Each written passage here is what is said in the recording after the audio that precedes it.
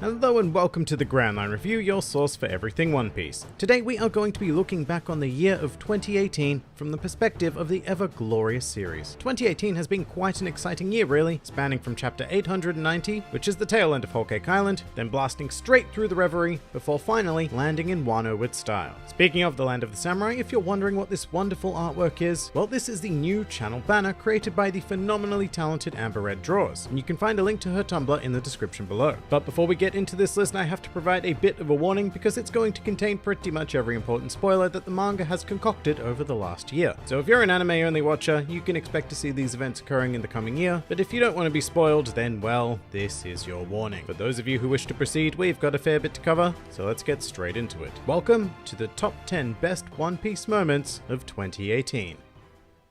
Number 10. Snake Man. Continuing the expansion of Gear 4th, 2018 provided us with the latest incarnation of Snake Man. It's a very compact and lean form, and even though it took me a bit off guard at first, like I guess every new use of Gear 4th has, to me Snake Man suits Luffy a lot more than Bound Man, which has always seemed a bit clunky, whereas Snake Man is refined and a pure aesthetic treat to see in action. I also quite enjoyed the idea of Luffy completely abandoning defense in favor of speed, because once again that feels more akin to Luffy's personal style of combat. All in all, it was a great event, adding a new weapon to the ever-growing Straw Hat arsenal, and I look forward to seeing more of it in the future. Number 9.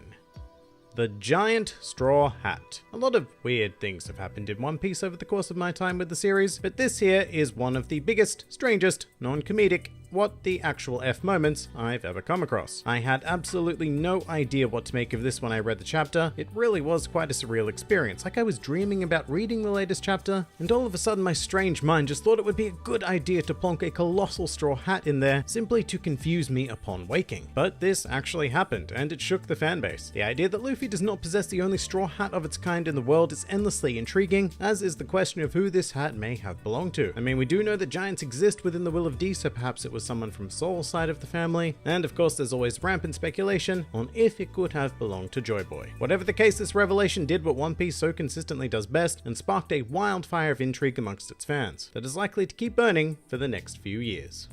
Number 8. Shanks visits the Gorosei. Now every time Sir Red Hair pops up in the story, it's fairly unexpected, and Marineford taught us that Shanks will appear wherever he desires, whenever he sees fit. So during the Reverie arc, he decided to pay a casual visit to the Gorosei. No big deal, they're just the figureheads of the world government, and one of the ultimate enemies of pirates in general. So how does one of the Yonko just stroll into Marijois? Well, that along with the identity of the certain pirate Shanks wishes to discuss are the enduring questions that, just as with the 10th place spot, will keep the minds of fans racing for an awfully long time to come. But I'd like to give this moment some more credit because it was set up a bit in advance. To me, the reason why Shanks appearing was such a mind-blowing experience was because he already actually briefly featured a couple of chapters prior to this, reacting to the news of Luffy. As readers, we're used to getting a vague appearance of Shanks every couple of years or so after major events, but this was a double punch of red hair straight to the face, and it was amazing. Number 7. The Revolutionary Army Commanders. Thankfully, 2018 was able to deliver on something that had been long awaited, which is any information whatsoever on the Revolutionary Army. They've been a background feature in the story for a truly absurd amount of time, so seeing them finally stepping in and commanding some attention in the manga was fantastic, and of course this was epitomized with the introduction of the Army's commanders, within which we found a full spectrum of colorful characters in very classic Oda style. And not only did they help to flesh out the Revolutionary Army, but in the case of Morley specifically, he even provided an answer to the question of who exactly created level 5.5 of Impel Down, which was a very nice little connection. And all in all, these four made me very excited to see what's to come for the Revolutionary Army in the future. Number 6.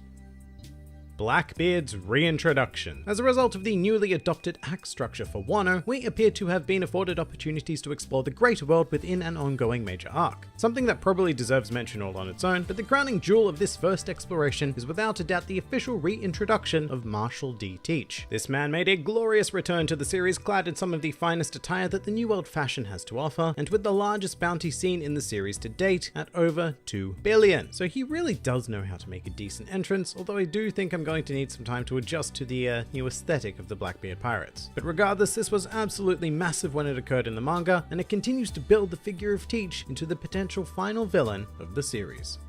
Number 5.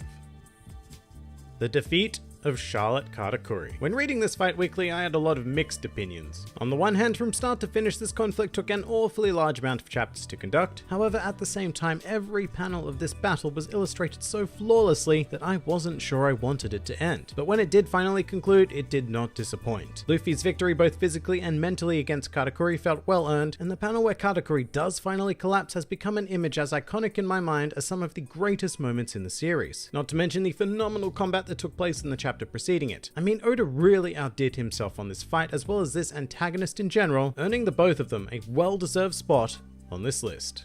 Number 4. Time-traveling samurai. Of all of the non-piratey things I never expected in One Piece that would eventually go on to happen, such as zombies, cyborgs, and secret agents, time travel was one that I maintained would never ever be thrown into the series. And 2018 sure did prove me wrong, with the revelation that the samurai we have known ever since Punk Hazard are actually inhabitants of a world 20 years prior to modern day. Not only that, but we have the ever-mysterious figure of Toki, who was rumored to be from much, much further back, and who may have been traveling forward thanks to the use of the Toki Toki no Mi, which would surely be considered one of the most phenomenal devil fruits in existence, although I suppose that the greater world wouldn't even be aware of it, since it may not be reborn for hundreds, perhaps thousands of years at a time, because of the user making their way into the future. But the thought of time travel in One Piece is just insane, especially juxtaposed against an arc that is based in a very traditional historical Japan. Absolute madness, and yet absolute brilliance. Number 3.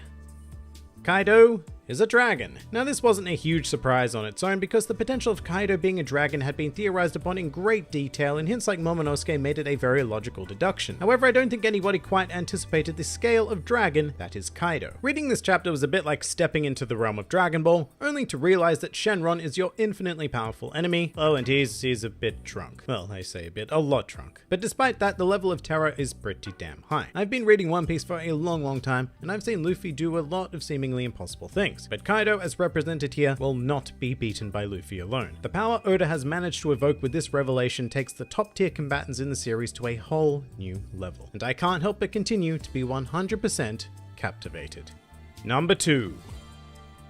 The revelation of Eam. Stepping back into the reverie, we have the introduction of a figure who, for all intents and purposes, may actually single-handedly rule the world as we know it. Eam's introduction was so powerful that it featured an entire collection of Gorosei bowing before him and asking for direction. And that really is all you need to turn the entire world as we know it upside down. What Eam's presence has accomplished is the addition of a foreboding, sinister atmosphere sitting atop the holy land of Marijois, the likes of which did not exist when we assumed that the world government was controlled by a politically structured group of non-silhouette-clad human beings.